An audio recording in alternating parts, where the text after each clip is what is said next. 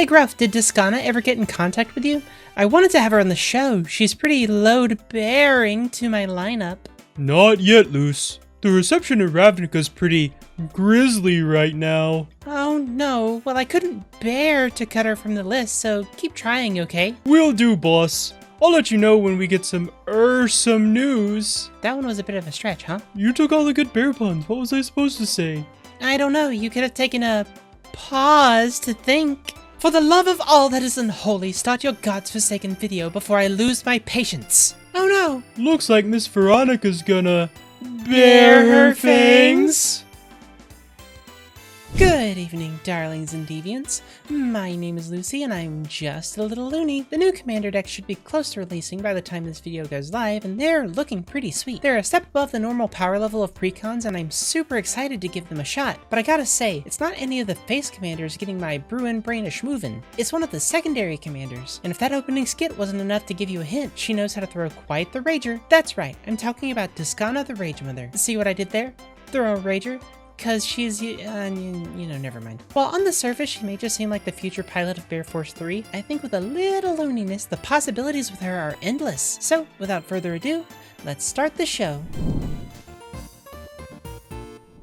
So, who is Duskana? What does she do? Why is she so angry? Well, this is just a theory of mine, but if your plane was hit by 2 apocalypses in less than a decade, you might be a little upset, maybe. But what'd she do? Well, Duskana is 2, a red, a green, and a white for a 5/5 legendary bear who draws you a card for each creature you control with base power and toughness 2/2 when she comes into play. She draws you a card for each of her fellow bears. The 2/2 bear definition, not the, giant, fluffy, you know what I mean. But that's not all. Whenever a creature with base power and toughness 2/2 attacks, it gets +3/+3 until end of turn. So, the bears go from cubs to grizzlies in a flash, and she doesn't even need to attack with them. So when you first look at this giant mama bear, it's pretty easy to think of a few ways that you could build a deck around her. Some are obvious, while some are just barely below the surface. And before you ask, no, I will not stop. I played Persona 4. I have plenty of these.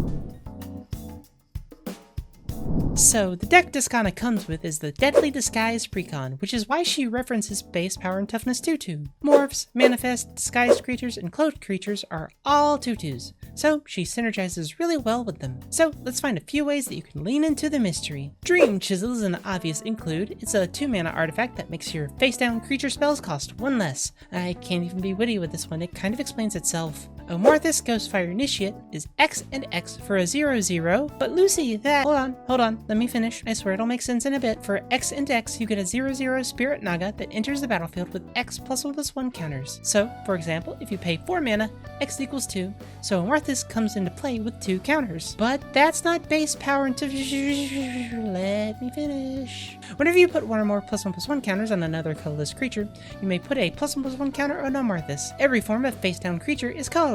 So if you happen to put +1/+1 counters on any of them, Omorthus also gets counters. But shh! Let me finish. Finally, when Omorthus dies, you manifest cards from the top of your library equal to the number of counters on it. See? While Omorthus doesn't help on the front side, when they inevitably get removed, you make a whole bunch of face-down creatures that get buffed or draw you cards with Duskana. Finally, Hydroston is 4 and a green for a 3/4 beast with trample, who draws you a card whenever it deals combat damage to a player. It also has Morph for 1 and 2 green. Don't overlook this card because it's a pretty solid piece of card advantage that's not included in the base Morph decks. Be sure to pick one up for your precon upgrades. And don't overlook that subscribe button. Give it some attention with a little click, it'll help out a ton. So keeping things hidden is one way to play, but family is always important too. And by that, I mean kindred decks. Obviously bears are the obvious way to go because Duskana is a bear and most of the cards that make bear tokens make 2/2s, such as Grizzly Fate and Bearscape. But after that, there's only 13 bears that are base power and toughness 2/2. Turns out, a lot of bears end up being bigger than 2/2. Who'da thunk? But that doesn't mean Duskana can't adopt some more unconventional children. For example, there are 33 slivers in red, green, and white that are base 2/2s, including cards like Bone-Size Sliver and Thorncaster Sliver.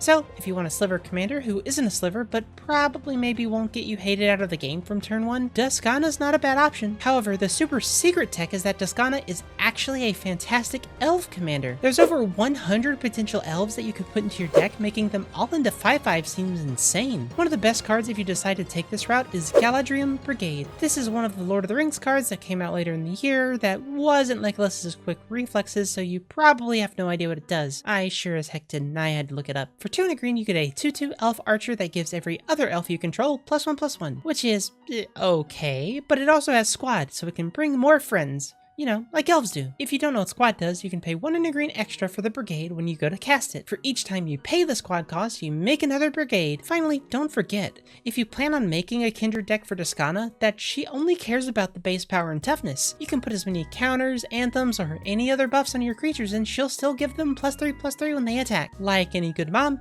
she cares about the creature underneath, not about anything else they have on them.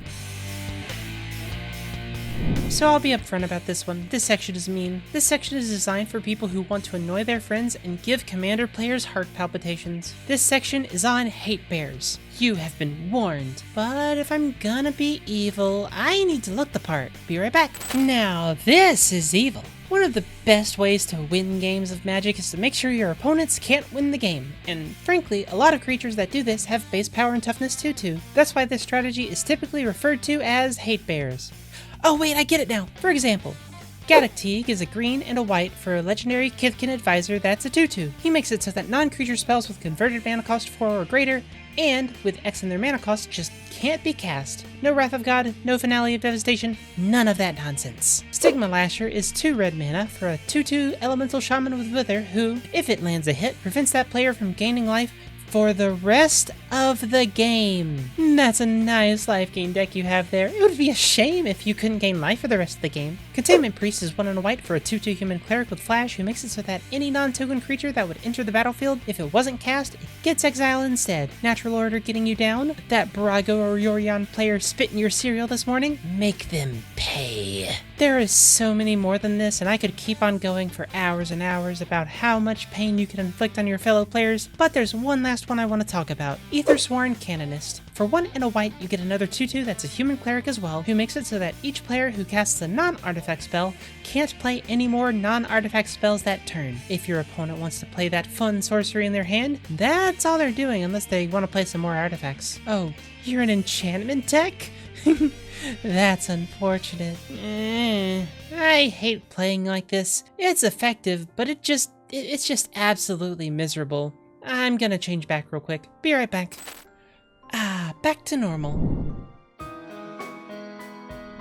When I first took a look at Duskana, I thought she would have a very simple, very linear game plan. However, digging a bit deeper, she has plenty of different ways to build her. I love when the precon commanders aren't just do the thing the precon does, but slightly different, and Duskana hits that out of the park. Whether you want to build her with bears, beef, or the burning hatred for your fellow commander players, she's got it all. Do you have a different way to play Duskana? Let me know down in the comments below. And if you want to check out another commander video, check out the last one I did about slime against humanity and how it's slowly infecting your favorite green-based commander decks. As always, thank you all so very much for watching, and until next time, au revoir!